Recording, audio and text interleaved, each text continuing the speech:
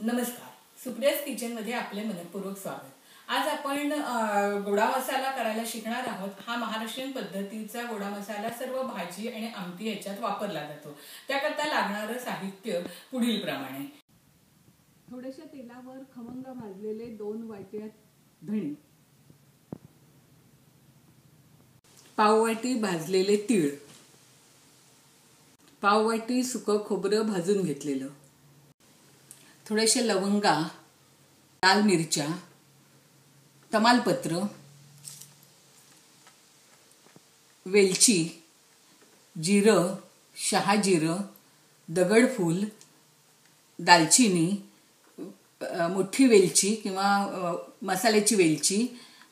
आता आपण मसाला तयार करायला घेणार आहोत। पहिल्यांदा कढई घेतलेली आहे, त्याच्यात 2 चमचे तेल घातले। तेल गरम झाल्यानंतर त्याच्यात जिरं, शहाजिरं,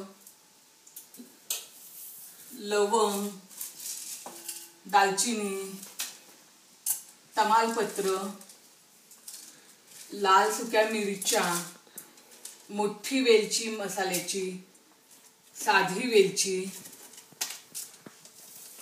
दगडफूल, अशा पद्धतीने आपण हे सगळं खूप चांगलं खमंग भाजून घेणार आहोत।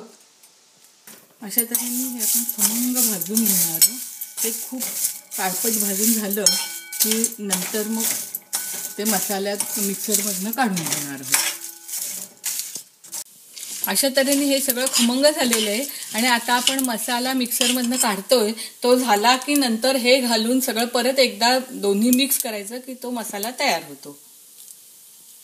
आता आपला मसाला तयार होत आलेला आहे। त्याच्याकरता पहिल्यांदा हे जे धणे खमंग भाजून घेतलेले होते त्याचे खूप बारीक अशी पूड केलेली आहे। त्याच्यानंतर खोबरं होतं ते बारीक करून घेतले।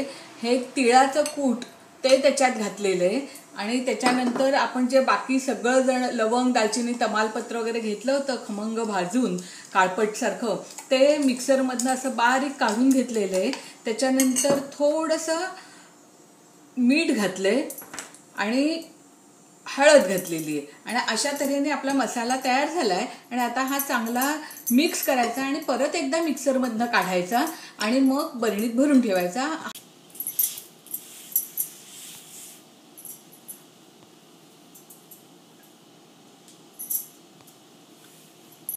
अशा तऱ्हेने हा खमंग मसाला तयार झालेला आहे। हा जवळजवळ 5 ते 6 महिने पुरतो, ह्याचा वास तसाच राहतो।